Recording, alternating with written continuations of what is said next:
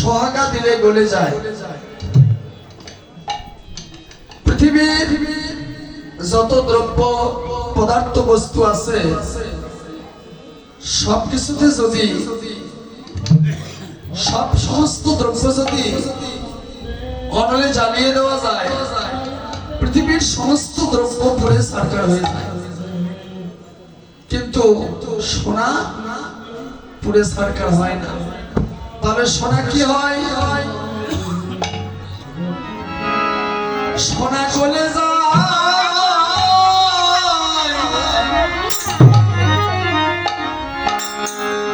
গলে যায়,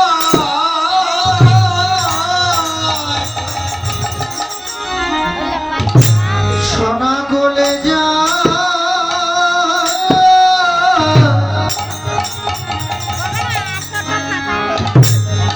ওরে গলে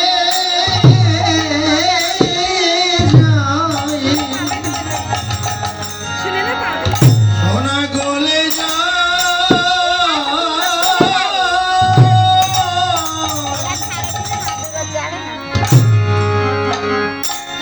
গলে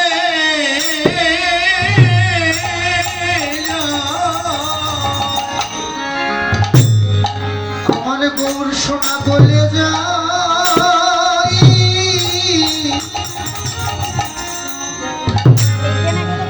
ওরে গলে ওরে প্রেম ভক্তি সোহাগা নিবেদনে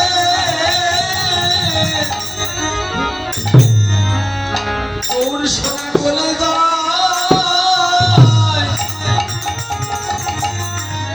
গলে যায়, ওরে প্রেম ভক্তি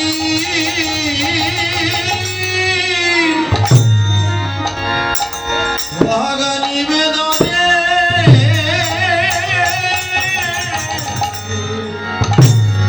গৌর সোনা গলে যায়,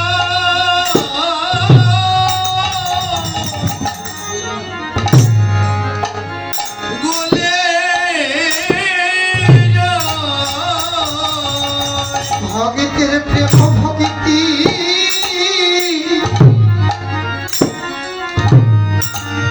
ওর নিবেদনে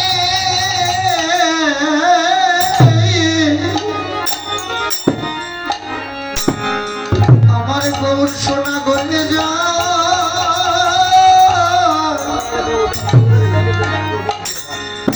ওরে গলে যায়। সেখানে কোনো মান অভিমান থাকবে না রে। সেখানে কোনো মান অভিমান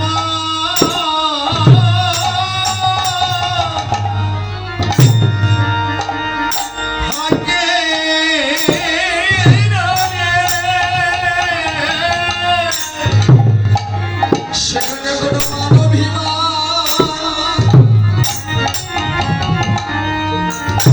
থাকে না রে।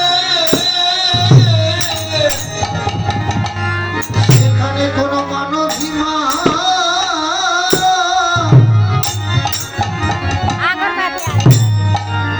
ওরে থাকে না রে।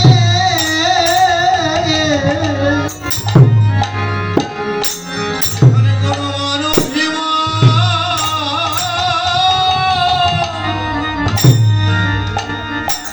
থাকে না রে। ওরে ভক্ত ভগবানের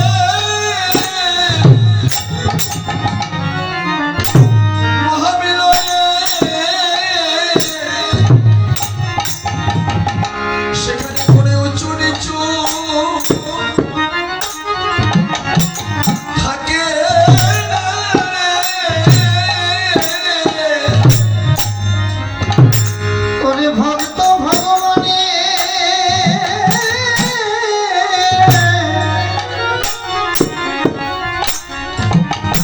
মধুর মহামিলনে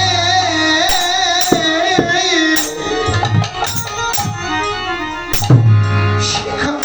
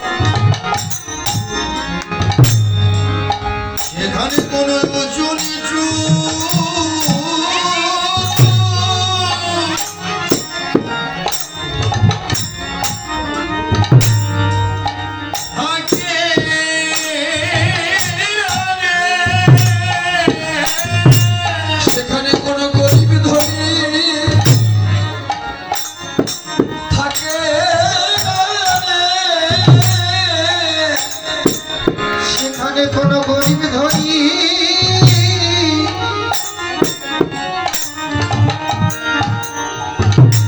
করে থাকে না রে। ওরে ভক্ত ভগবানের মহামিলনে সেখানে জাতি ধর্ম থাকে না রে।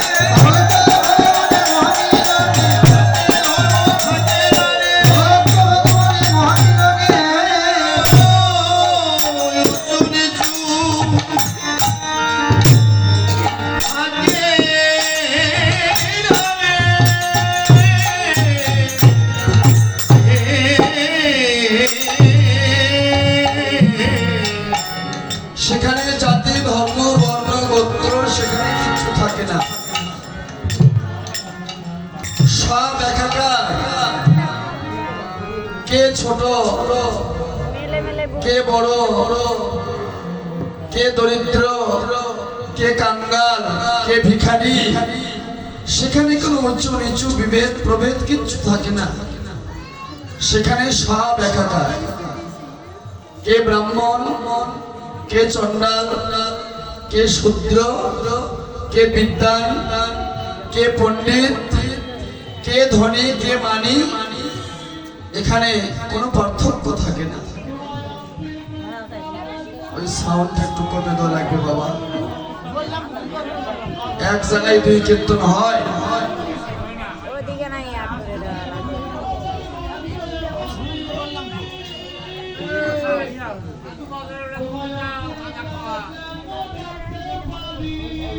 ওটার বক্সটা ঘুরে দিয়ে সাউন্ড কমে দেওয়া লাগবে, কারণ ওই সাউন্ডটা কানে আসলে এটা ভিড় পড়ে থাকে না, ভুলে যায়।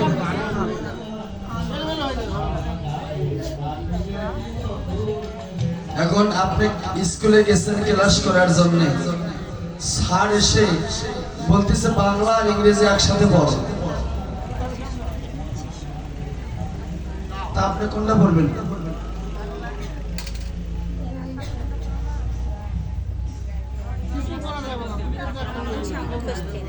বলেছে বাবা বাংলা আর ইংরেজি একসাথে পড়, তা আপনি কোনটা বলবেন?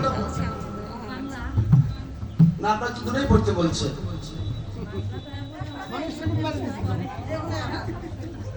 একটা পড়া লাগবে, এই তো দুটো পড়তে পারবেন? এখানে দুই পড়া আছে একসাথে, ঠিক না বাবা? ওইটা করতে হবে অধিকার।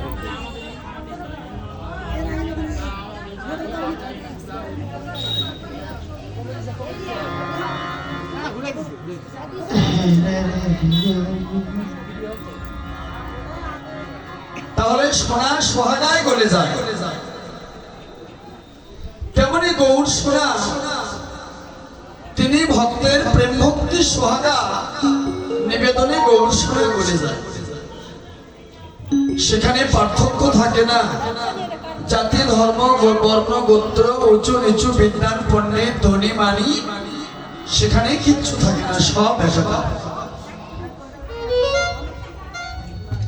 1987-88 সালের বন্যায় সমস্ত বাংলাদেশ একাকার করে দিয়েছিল, ঠিক কিনা? তেমনি কলির নায়ক আমার শ্রী চৈতন্য মহাপ্রভু সমস্ত পাপি তাপি ব্রাহ্মণ ক্ষত্রিয় বৈশ্য শূদ্র চারিবর্ণ চণ্ডাল বিদ্বান পণ্ডিত যা কিছু ছিল সব হরিনাম আর প্রেম ভক্তি দিয়ে তিনি সব একাকার করে গেলেন।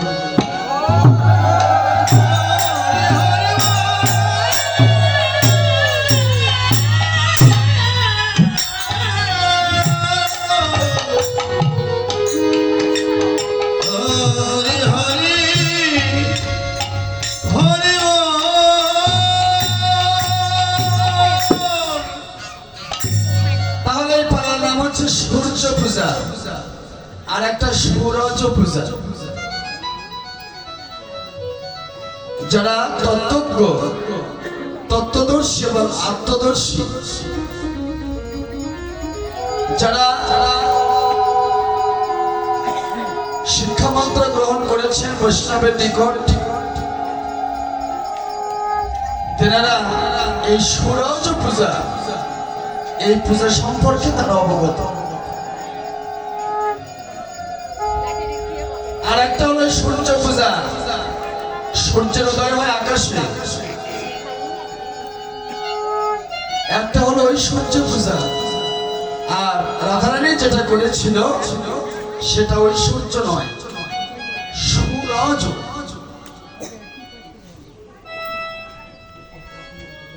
যারা ভজনশীল মানুষ তারাই তত্ত্ব অবগত।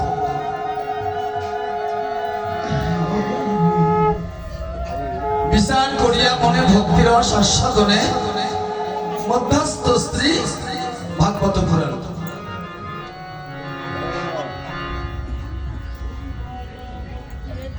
তো রাধারানী রাধাকুণ্ডের তীরে সূরজ পূজা করেছিলেন।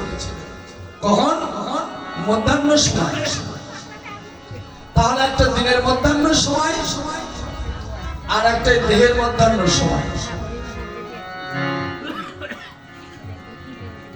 দিনের মধ্যাহ্ন সময় এটা পার্থিব জীবকে বোঝানোর জন্য। মূল তত্ত্ব হচ্ছে এই দেহের মধ্যাহ্ন সময় অর্থাৎ পরিপূর্ণ যৌবন বয়স। সেই সময় রাধারানী সূরজ পূজা করেছিলেন। সূরজ পূজা করলে কি হয়?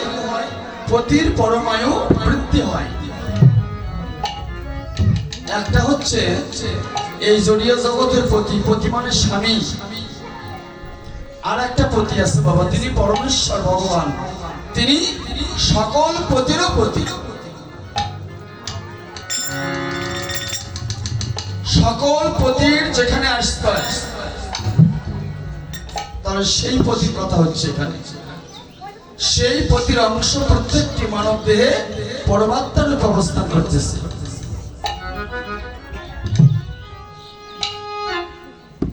তাই গৌর হরি আমার পীড়িতের মূর্তি ধারণ করলেন।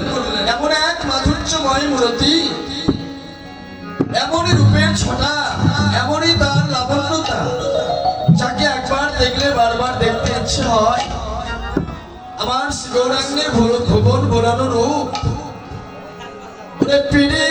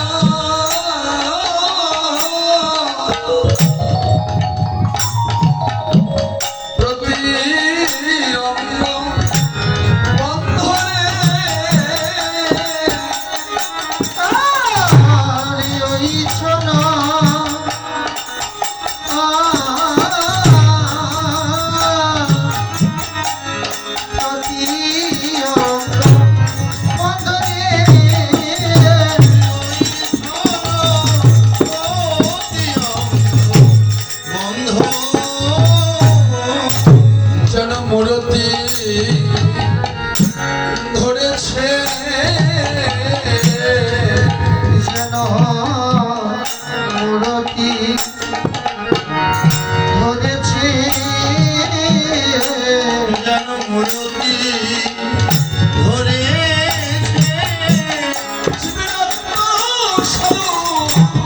জাগাইতে জনমূরতি ধরেছে দিবেন জাগাইতে মূরতি ধরেছে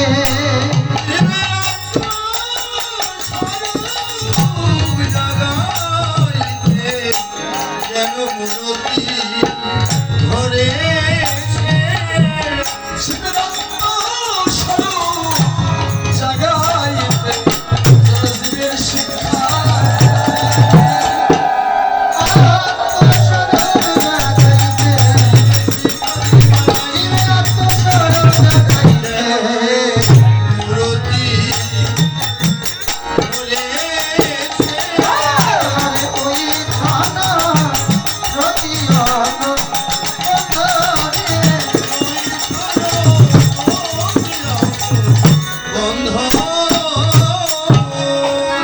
প্রীতি মূরতি কে রূপ স্বরূপ ধরো চণ্ডীদাস ব্যাখ্যা করলেন নয়নে নয়নে বান বরিশালে তাহাতে জন্মে পি বদনে বদনে কৃষ্ণ প্রেম আলাপনে তাহাতে জন্মে রি হিয়ায় হিয়ায় ভক্ত ভগবানের মহামিলনে তাহাতে জন্মেতি চণ্ডীদাস একজন বড় বৈষ্ণব একজন বড় দার্শনিক ছিল যিনি মহাপ্রভু অবতীর্ণ হওয়ার প্রায় 2500 বৎসর পূর্বে এই পদগুলো রচনা করেছেন তাহলে তিনি জানতেন মহাপ্রভু আসবে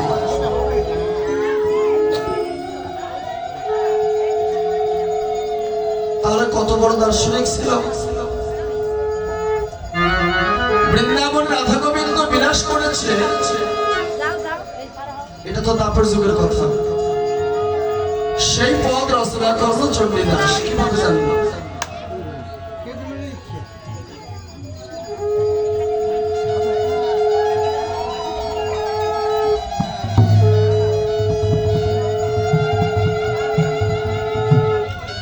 তাহলে একমাত্র তারাই দার্শনিক হতে পারে রক্ত বসবে না যেনারা যাদের দিব্য দৃষ্টি আছে একমাত্র যোগ বলে যোগ মার্গে ঐশ্বরিক ক্ষমতার বলে তেনারা সবকিছু অবগত হতে পারে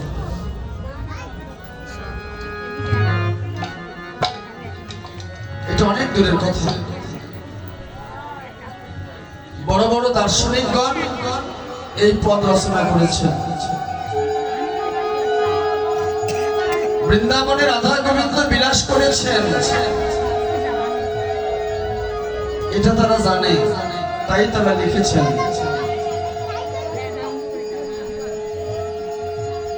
ওই আমরা তো পারি না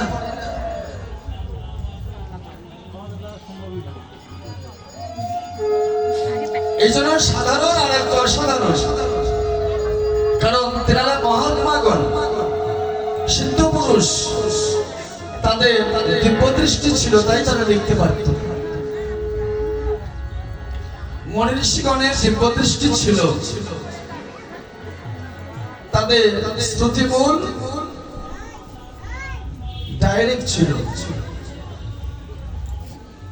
তাই তারা লিখতে পারত এবং বলতে পারত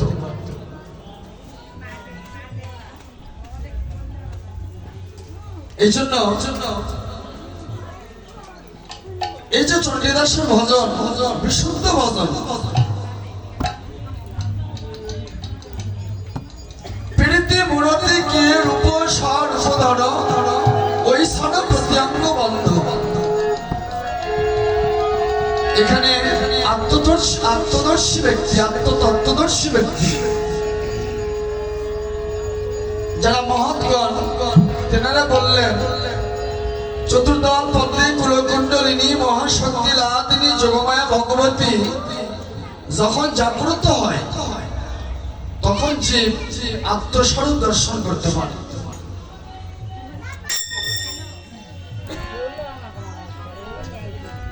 যখন কুলকুণ্ডলিনী জাগ্রত হয় তখন সে আত্মদর্শন করতে সক্ষম। একমাত্র চৈতন্য গুরুগণ এই কুলকুণ্ডলিনী সন্ধান জাগ্রত করেছেন এবং তেনারা তাদের ভক্তকে দিয়ে থাকেন এই কর্ম। আজকে আমরা যেখানে এসেছি এটা গুরুধাম, শ্রী নলিনী গোসাইয়ের ধাম। উনি পরলোক গমন করেছেন এই তারিখে, এই জন্য প্রতি বছর এখানে এই তারিখেই কীর্তন হয়। প্রতি বছর আপনারা আসবেন। উনি চলে গেছে, ওনার স্ত্রী এখন আছে। উনি অত্যন্ত ভদ্র মহিলা, অনেক ভালো মানুষ, অনেক শান্ত।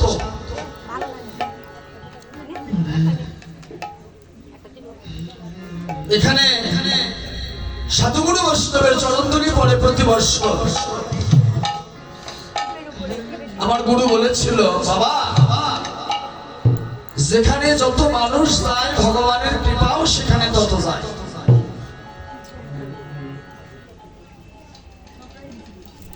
যেখানে কোনো মানুষ যায় না, যে বাড়িতে কোনো মানুষ যায় না, সেখানে ভগবানের কৃপাও। এমনও কতগুলো মানুষের বাড়ি আছে ভোগ দিলে তেমন একটা ভক্ত হয় না, আবার এমনও কতগুলো বাড়ি আছে নিমন্ত্রণ না করলেও যায়। আছে না আমার এরকম মানুষ? তাহলে এটা কার উপর মেসেজ করো? ওই বাড়ির মানুষের উপর। এমনও বাড়ি আছে ভোগ দিলে মানুষ নাই, খাওয়ার মানুষ নাই, এরকম। এমনও কতগুলো বাড়ি আছে নিমন্ত্রণ না করলেও সেখানে মানুষ ছুটে যায় একমাত্র একটু প্রসাদের জন্য। এই জন্য আপনার ভালো আর মন্দ এটা বিচার করবে মানুষ। আপনি আমি একদিন চলে যাব, পৃথিবীতে পড়ে থাকবে একটা ভালো আর মন্দ, একটা সুনাম আর একটা কুনাম। যদি আপনার সুনাম থাকে, ভালো নাম থাকে, পৃথিবী যতদিন আছে ততদিন আপনার নাম থাকবে, সবাই আপনাকে আশীর্বাদ করবে। আর যদি আপনার মন্দ নাম প্রকাশ পায় অর্থাৎ কুনাম, সারা জীবন মানুষ আপনাকে অভিশাপ করতে থাকে। আর মানুষের অভিশাপ সেই চূড়া পর্যন্ত পৌঁছে যায়, জন্ম জন্মান্তর এটা কখনো রোধ হয় না, ক্ষয় হয় না। এই জন্য যতদূর পারেন মানুষের আশীর্বাদ নেওয়ার চেষ্টা করেন।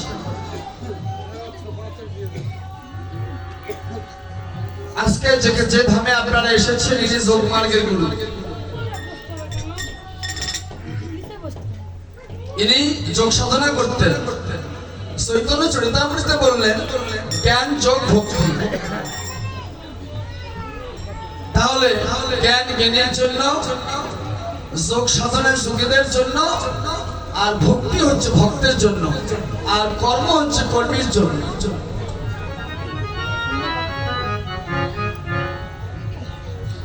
জ্ঞানীর কাছে ভগবান নিরাকার, এটা বর্ণনা করলেন চৈতন্য। যোগীদের কাছে ভগবান পরমাত্মা স্বরূপ, আর ভক্তের কাছে ভগবান কি? বর্তমান। ভক্তের কাছে ভগবান বর্তমান, অনুমান নয়। ভক্তের কাছে ভগবান স্বরূপ ধরেছে, কারণ ওখানে তিনি গোপনীয়তা করতে পারে না। এই জন্য বিষয়ের 20 ক্রোশ, কীর্তনিয়ার 30 ক্রোশ, সেটা আমার মতো কীর্তনিয়া। আর ভক্তের হচ্ছে হৃদয় মন্দিরে ভগবান আছে।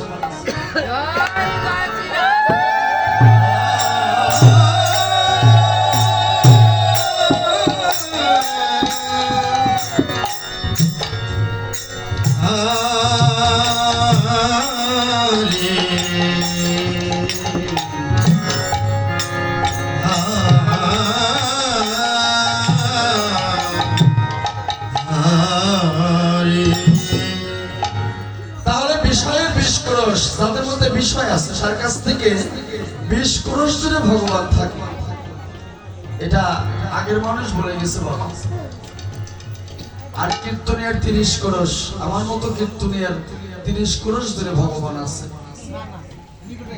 আর আপনারা হচ্ছেন বিশুদ্ধ ভক্ত, আপনার হৃদয় মন্দিরেই ভগবান অবস্থিত। চৈতন্য চরিতামৃতে বললেন ঈশ্বর স্বরূপ ভক্ত, আমি তার অধিষ্ঠান, ভক্তের হৃদয়ে আমার সতত বিশ্রাম। চৈতন্য এই কথাটি উল্লেখ করলেন, যিনি ঈশ্বরের স্বরূপ ধারণ করেছেন। তাই ভক্তের হৃদয়ে ভগবানের আশ্রয়, ভক্তের হৃদয়ে ভগবানের বিশ্রাম কক্ষ। ভগবান বললেন ভক্তের হৃদয়ে আমি থাকি, ভক্তের হৃদয় ছাড়া পৃথিবীতে আর আমার থাকার কোনো জায়গা নেই। এই জন্য ভক্তের হৃদয়ে ভগবানের বিশ্রাম কক্ষ, সেখানে ভগবান থাকে। তাহলে ভগবানকে কোথায় খুঁজবেন? ঠিক ভক্তের সেবা করলেই ভগবানের সেবা হয়ে যায়। ভগবান বলেছে আমি ভক্তের বদনে সেবা করে থাকি।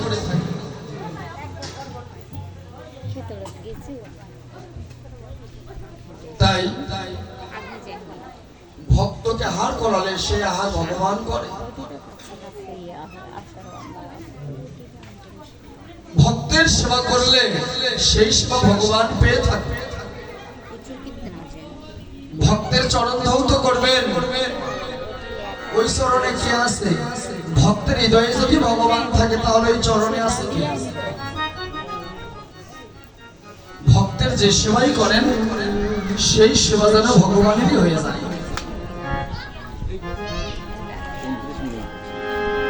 বৈষ্ণবকে বাড়িতে নিমন্ত্রণ করে এনে বৈষ্ণবের পাদপ্রক্ষাল